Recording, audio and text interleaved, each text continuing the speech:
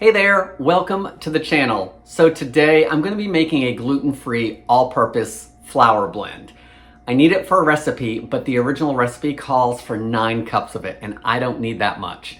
So today I'm going to show you how to drop it down just to what I need for the recipe, and that'll give me a good test for it. And if I really like the flour, then I can always make more of the blend later. This also will work with yeasted recipes with just one little tweak. So it's going to be good for your cakes and cookies and all of that, but it's also should work with yeasted recipes, and it does not specifically say it won't work for bread. So keep that in mind as I mix it up. I'm Jamie with SavorySaver. I share gluten-free recipes, tips, tricks, and resources to make your gluten-free lifestyle easier. So please consider hitting subscribe, and let's get started. I got the recipe for this gluten-free flour blend out of the magazine Gluten Free and More. Tara has been getting this for 2 or 3 years now. It is an every other month magazine, and I will link below to their website if you want to check it out and see if it's something you want to order. There's usually, let's see if I can give you a guesstimate of how many recipes are in it, because it's usually about the same. Like most food magazines, I feel like there's not near the recipes that used to be in there, but there's probably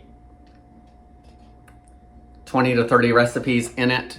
So there's the page of index recipes. There's also articles on celiac and being gluten-free and all of that. So it's got some good information in it.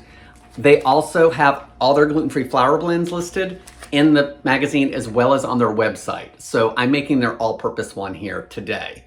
And it does make 9 cups. I don't need 9 cups. I'm making another recipe out of this for another video, and I only need 2 cups of flour.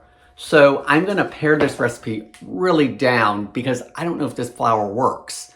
And if it doesn't, I don't want 7 cups of a flour I'm not going to use or have to find uses for. I always have these ingredients on hand, so why not make the blend that I need for this recipe? If you are new to gluten-free baking, or even if you've been baking for years and are doing measurements by volume, which would be cups and teaspoons and all of that, a good thing to start yourself with is to also teach yourself to bake by weight.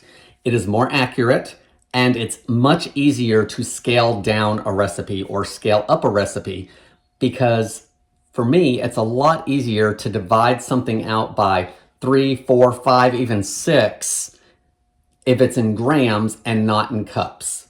I have a hard time going from something that may be 2 1/4 cups and dividing that by 6. It just doesn't work in my head for some reason, even though I have baked by volume for years. So if I'm doing it by weight, it's a whole lot easier to grab the calculator and just get what I need. For the recipe I'm making in another video, I only need 2 cups of the gluten-free flour blend, which is 250 grams. So what I did is I took the full recipe and divided it by 5. It's going to give me 295 grams.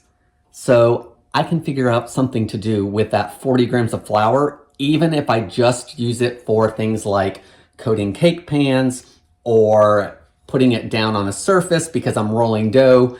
40 grams is a lot more manageable. Plus, if I have to throw it away at some point, I'm not out a lot of flour. It's much better than the original recipe that was 9 cups of flour, and then I have 7 cups of gluten-free flour I need to figure out what to do with. So for this recipe, I'm going to give you full amounts if you want to make the whole amount yourself. The ingredient list will be listed below in the description, along with the volume and weight measurements for a full batch. I will also link to any ingredients you might not be able to find.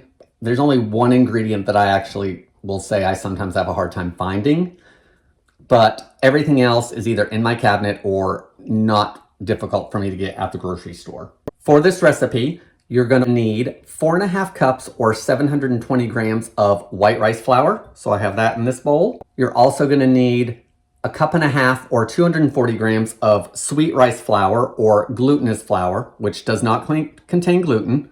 So I'm going to add that. This is the item I can't always find in the store, so sometimes I have to find it online. I'm also going to add 2 cups or 385 grams of potato starch.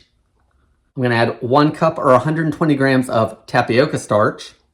Finally, you're going to add 4 teaspoons or 12 grams of xanthan gum. That's all there is to it, guys. Whisk it all up.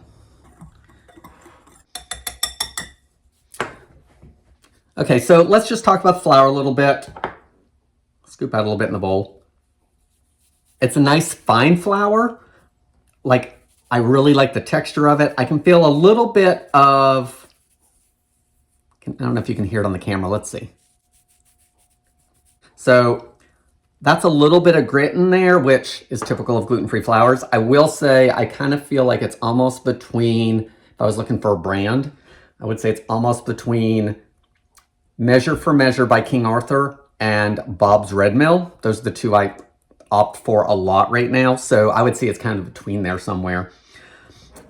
If you are using this flour in a yeasted recipe, and it does not specifically say you can't use this for bread recipes, but if you are using this for a yeasted recipe, for every cup of flour in that yeasted recipe, you want to add an additional 3/4 of a teaspoon of xanthan gum per cup of flour.